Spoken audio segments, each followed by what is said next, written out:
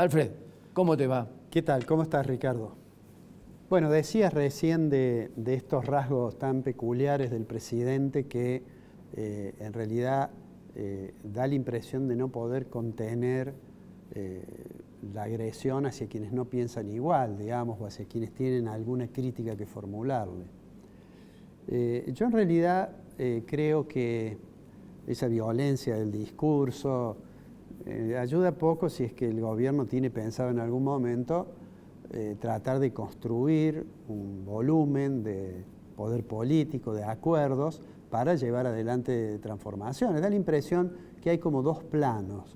Uno en el cual a veces transita el ministro del Interior tratando de negociar con gobernadores y demás, y otro que desautoriza al ministro, que es el propio presidente y que tiene expresiones realmente muy graves. Bueno, Groseras, exactamente. Pero bueno, no vamos a hablar de eso, creo que eso es algo lamentable y que va a incidir en algún momento sobre la política económica, pero hablemos un poquito en sí de los números, digamos. Dejemos por un momento de lado esta tendencia a ese discurso violento del presidente.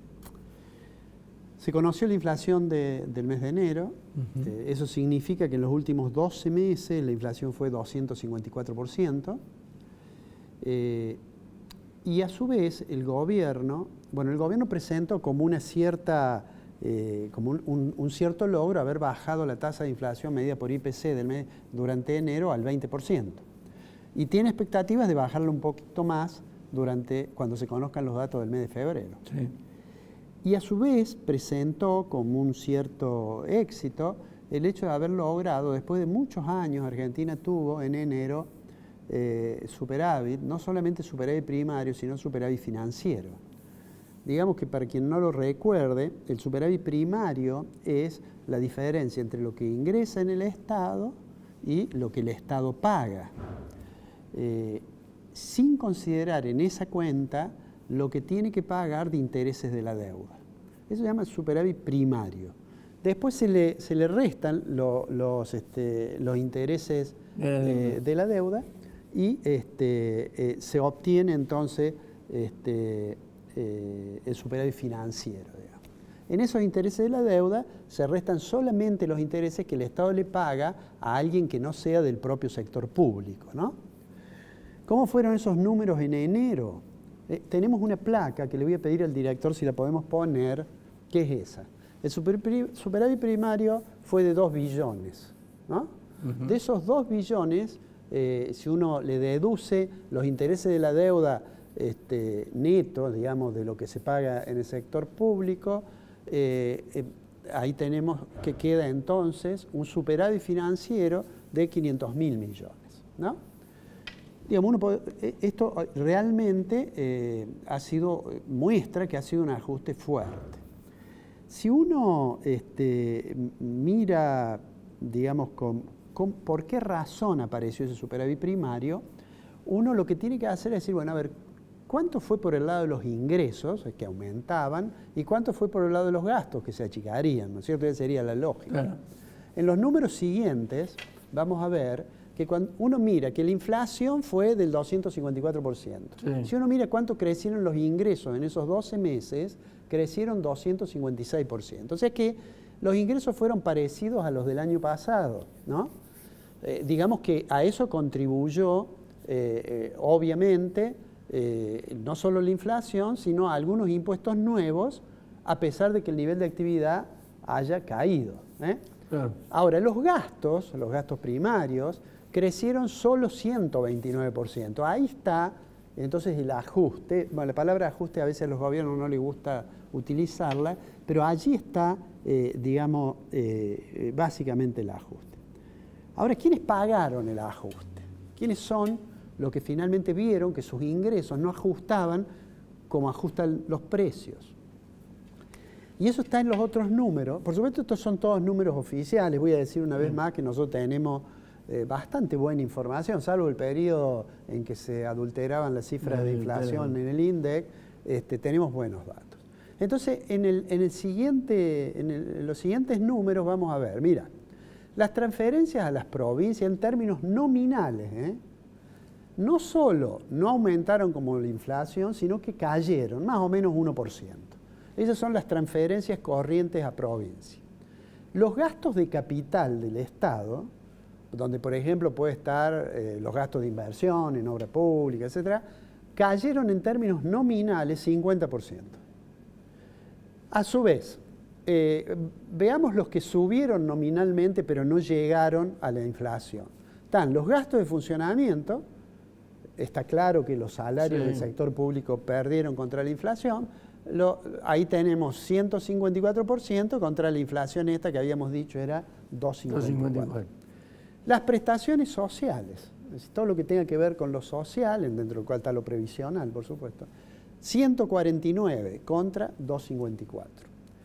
Las transferencias a universidades, 144 contra 254.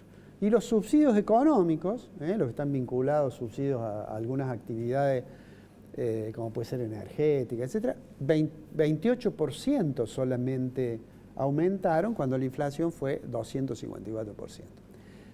Discúlpame, no veo ahí la política. Bueno, sea lo que va, vos decís, bueno, en la campaña dijo de que no la iba a pagar los ciudadanos, claro, precisamente por eso. Política. Bueno, no se ve por ahora ahí. Seguramente puede haber habido algún ajuste, acá están los más importantes en todo caso, ¿no? Sí.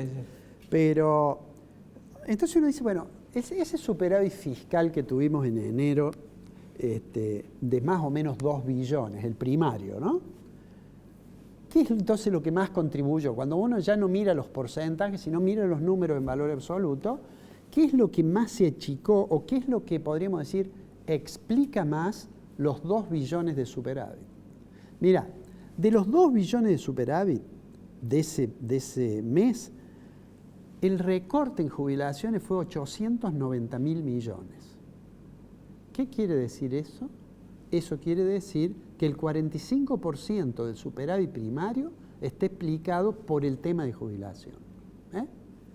Ahora, hoy el gobierno ha anunciado que van a aumentar la mínima, dar compensaciones, etc. Bueno, dejemos eso para la discusión otro día. Pero lo que digo es lo siguiente. Más allá del discurso, no digo de esa parte agresiva y desagradable del presidente, digo del discurso cuando él hace consideraciones de naturaleza de economía. Cuando él, digamos, se abraza a los fundadores de la escuela austríaca, Menger, von Mises, o al Nobel von Hayek, y sobre todo mucho a Rothbard, que es más el anarcocapitalista, cuando hace esas consideraciones de economía, en realidad yo creo que forman parte del discurso, pero si uno mira el programa de política económica, es un programa bien ortodoxo, diría yo. Un programa bien que dice, como tengo una inflación disparada, entre otras cosas por la irresponsabilidad de aquel candidato Massa que era ministro y era candidato, además de ser un cínico, pero, digo, él dice, ¿cómo la voy a frenar? La voy a frenar haciendo caer la demanda agregada de la economía. En la medida en que la demanda agregada de la economía cae, entonces la inflación se va a morigerar. Nosotros hemos dicho acá, hay un andarivel que va hasta marzo, abril, que es muy delicado porque hay otra columna que tiene que sostener, que es el de la tolerancia social y el volumen político. Al presidente hasta ahora yo creo que le da resultado ese discurso agresivo, pero habrá que ver cómo sigue. No voy a volver a recordar la anécdota de César y de los idus de marzo, pero está claro que la situación que ahora ha tomado mucho más trascendencia pública como consecuencia de las estimaciones de los porcentajes de pobreza, de los cuales vos vas a hablar después, me parece que deberían ser una señal para que el gobierno se preocupe más de generar esos puentes de diálogo más que de dinamitarlos, digamos. Pero bueno, vamos a ver cómo sigue eso. Hasta ahora a mí me da la impresión que al presidente no le interesa, pero creo que sería saludable que le interesara. Sí, es importante.